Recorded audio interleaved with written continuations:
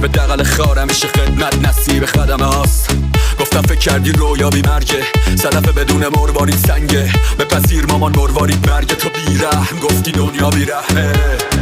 دنیا بیرحمه، پخش شدن گلها بی چرخ تو سقوط شال سرخابی رنگت.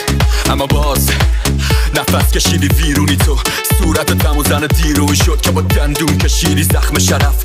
تموم غمت نیرو میشد، هزار بار زد واقع ما رو. ما بلند میشیم بار هزارم، هنر ما چیزی غیر این نبود که بفهمیم کی میچرخونه سایه ما رو. میکشیم به چار پای هجا رو که شعر بکنیم بارش دارو. بیا بیرون از قاب زبال، کدوم ساق زد خانه